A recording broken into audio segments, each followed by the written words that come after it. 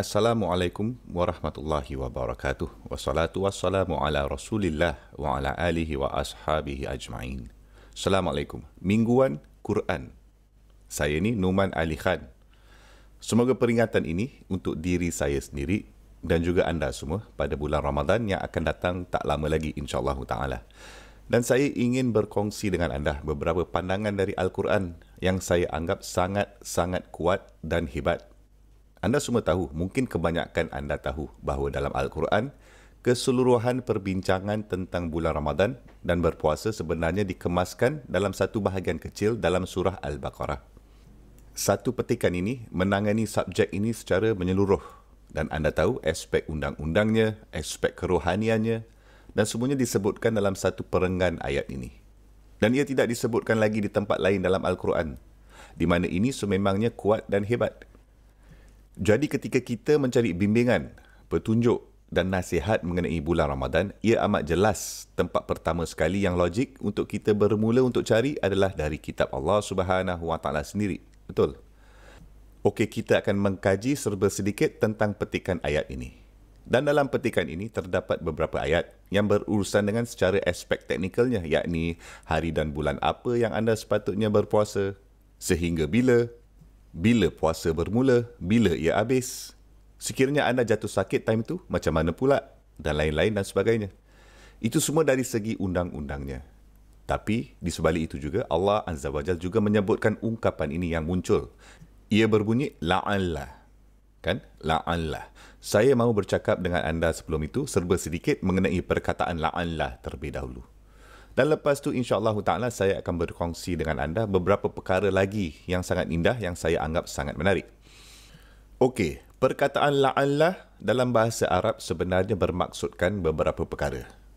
Ia bermaksud supaya. Jadi Allah Subhanahu Wa Taala akan mengatakan sesuatu dan pada akhir pernyataannya dia Subhanahu Wa Taala akan mengatakan la'allakum, supaya kamu semua. Lepas tu seterusnya dan sebagainya. Faham? Okey, jadi apa sahaja yang Allah Subhanahu Wa Taala katakan tentang sesuatu perkara dan tujuan untuk perkara itu adalah selepas perkataan la'allah. Faham? Okey, oleh itu apa sahaja petunjuk, bimbingan yang Allah Subhanahu Wa Taala berikan kepada kita seperti mana Allah Subhanahu Wa Taala memberi kita bulan Ramadan dan lepas dia Subhanahu Wa Taala sebutkan memberi kita bulan Ramadan, lepas tu terus dia Subhanahu Wa Taala mengatakan perkataan ini, la'allakum, supaya kamu semua. Dan lepas perkataan la'allah disebutkan, dia Subhanahu Wa Taala akan melengkapkan pernyataannya, ayatnya Subhanahu Wa Taala. Oleh itu, macam tujuan Ramadan ini disebutkan lepas perkataan la'allah. Okey, la'allah juga bermaksud semoga. Dengan kata lain, aku telah memberikan ini kepada kamu. Semoga kamu melakukannya. Okey. Apa sahaja petunjuk yang Allah Subhanahu Wa Taala berikan kepada kita dalam kes ini bulan Ramadan, semua perihal institusinya, semua undang-undang berkenaan puasa, aku telah memberikan ini semua kepada kamu. Semoga kamu dapat memanfaatnya dengan cara ini. Dengan kata lain juga, aku memberikan ini kepada kamu untuk tujuan ini. Dan kedua, semoga kamu boleh dapat mencapai tujuan itu. Okey, adakah anda tahu apa yang ini mengajarkan kita semua? Ini mengajarkan kita, hanya kerana anda dan saya berpuasa, itu tidak bermaksud bahawa kita akan mencapai hasil yang ingin kita capai. Ada sebuah harapan yang kita akan capainya, tapi ia bukan satu jaminan. Jadi perkataan la'allah melakukan itu. Bermaksud itu. Semoga ia dapat dicapai.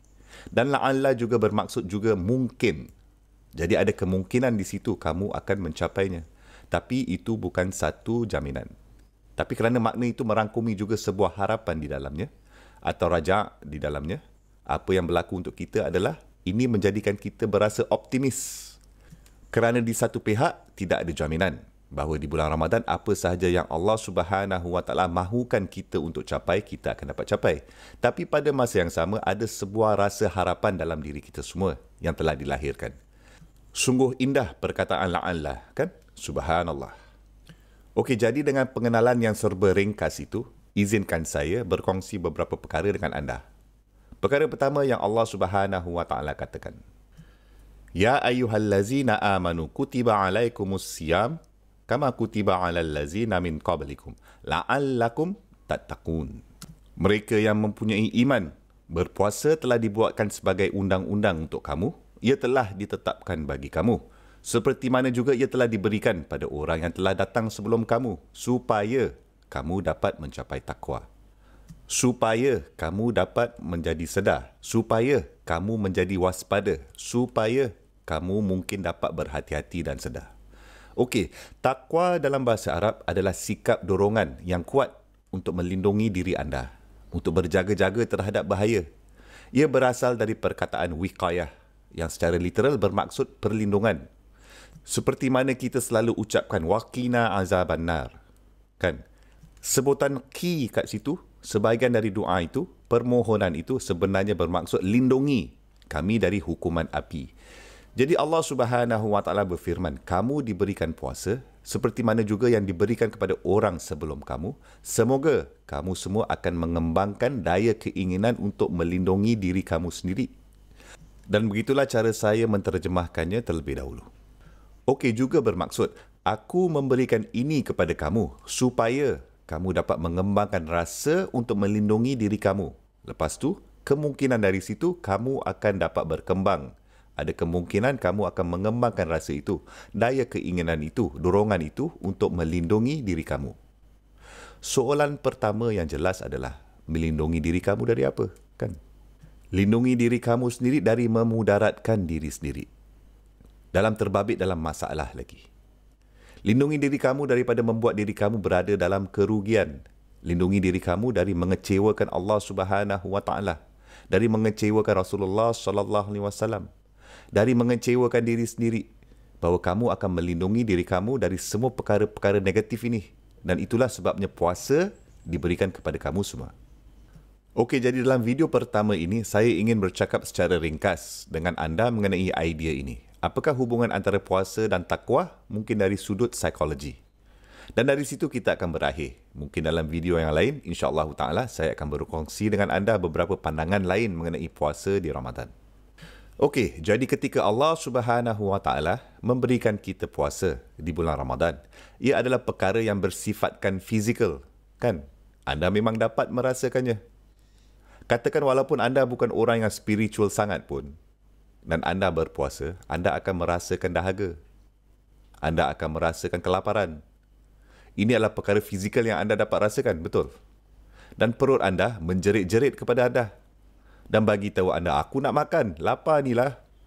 Tekak anda menjerit-jerit kepada anda. Dia memberitahukan anda, bagi aku air, bagi aku makanan, bagi aku air. Betul? Jadi ada pertempuran yang hebat ini, sangat hebat, yang sedang berlaku di dalam diri anda. Peperangan fizikal yang berlaku di dalam diri anda sendiri. Dan satu-satunya entiti lain di dalam diri anda adalah hati anda. Dan macam hati anda ni yang sedang jaga dan bertanggungjawab. Dan hati anda menjerit balik pada perut anda. Dan ia menjerit balik pada tekak anda dan berkata, kau tu jaga sikit, tak boleh sekarang. Tunggu sampai maghrib. Kita tidak akan ingkar pada Allah Subhanahu Wa Taala. Kita tunggu juga sampai maghrib. Kita akan melindungi diri kita sendiri dari makan makanan itu dan minum minuman itu sehingga masa itu. Kan? Jadi ada perang yang sangat hebat ini yang berlaku di dalam badan anda. Dan hati anda pula sedang berkawal, mengawal keadaan ini. Hati anda takut kepada Allah Subhanahu Wa Taala. Dan hati anda berkata, tidak, tak boleh. Kita tidak akan makan makanan ini sekarang. Kita tidak akan minum minuman ini sekarang. Kan? Faham? Okey, saya tahu puasa ini sebenarnya lebih daripada sekadar makan dan minum. Tapi saya memfokuskan dulu aspek fizikalnya yang dirasakan oleh sekurang-kurangnya semua orang. Sebab semua orang berasa dahaga, semua orang berasa lapar ketika mereka berpuasa, kan? Okey, sekarang fikirkan di luar puasa pula. Anda sedang berjalan-jalan dan anda mempunyai satu rasa, satu dorongan. Salah seorang daripada anda yang lebih muda sedang berjalan-jalan. Anda dapat melihat seorang wanita lintas kat depan. Dan mata anda mula tengok. Dan anda gagal menurunkan pandangan mata anda. Ada satu daya dorongan kat situ, kan? Seperti tekak anda tadi mempunyai daya dorongan. Dan perut anda tadi mempunyai keinginan. Mata anda pun mempunyai dorongan, keinginan. Mata nak tengok juga.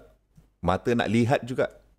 Apabila perut dan tekak anda mereka mempunyai dorongan, hati anda memberitahu mereka berhenti. Tidak, tak boleh. Korang semua tak akan dapat menghilangkan dahaga lagi sekarang.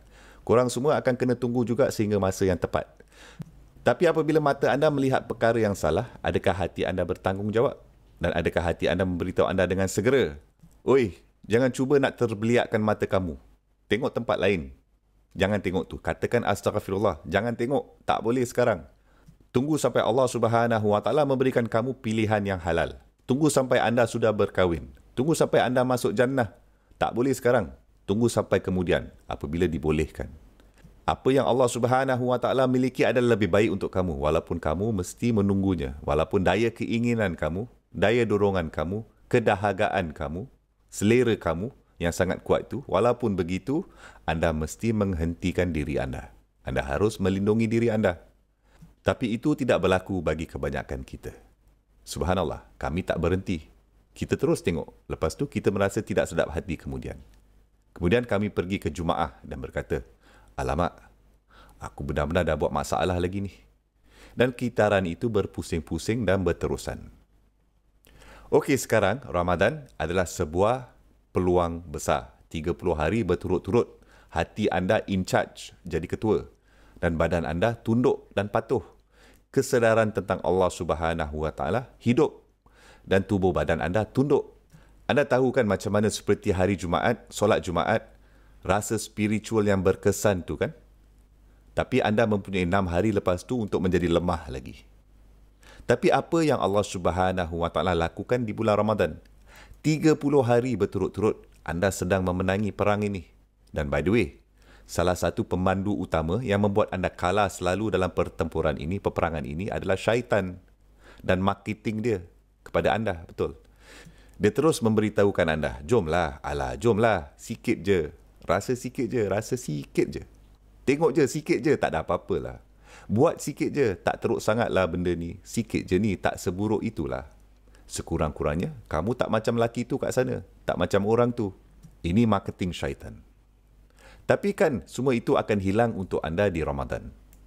Sekiranya anda melalui proses yang bertubi-tubi, latihan bertubi-tubi selama 30 hari seperti itu, ia seperti perintah untuk hati kamu. Telah diperhebatkan, diperkuatkan.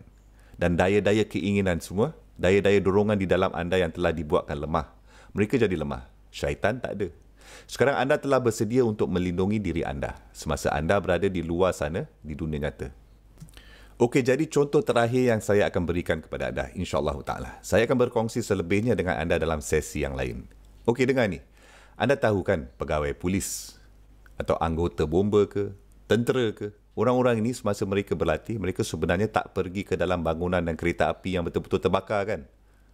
Mereka semua pergi training, latihan dan buat latihan bertubi-tubi. Mereka berlatih dan bersiap sedia untuk menghadapi kenyataan kan. Mereka pergi tempat berlatih untuk menembak. Mereka semua praktis menembak sebelum mereka kena tembak benda yang betul-betul kena tembak kan. Tembak musuh, betul tak? Okey, ini semua macam tu dalam Ramadan. 30 hari Allah Subhanahu Wa Taala merantaikan syaitan, betul. Dan dia Subhanahu Wa Taala memberikan kita peluang yang besar untuk latihkan diri kita sendiri bertubi-tubi untuk menjadikan kita kuat dan kuat dan kuat lagi. Dan setelah latihan kamu, praktis kamu, training kamu selesai, lepas 30 hari itu habis berpuasa, kamu tidak akan selalu berada dalam training center kan? Anggota polis tadi, tentera tadi, bomba tadi kena keluar dan menghadapi bahaya sebenar yang berada di luar kan? Anggota bomba tadi kena lawan api yang betul, kebakaran yang betul sedang terjadi, betul tak? Dan sama macam itu juga, kita kena lawan musuh yang nyata, syaitan. Dan perintah-perintah dia ke atas nafs kita. Kita kena sentiasa melawan perang yang nyata itu. Setelah selesainya training, latihan habis selepas 30 hari berpuasa. Di situlah kita betul-betul kena belajar lindungi diri kita, waspada untuk diri kita. Dan buat hati kita jadi seperti kubu perang yang kuat. Supaya syaitan tak dapat nak bolos masuk dengan marketingnya, was-wasanya. Okey, itulah keindahan dan semangat la'allakum tattaqun. Kamu diberikan institusi berpuasa ini supaya kamu dapat melindungi diri sendiri. Subhanallah. Semoga Allah Azza wa Jalla menjadikan kita umat yang mampu melindungi diri kita sendiri di dalam dan di luar Ramadan.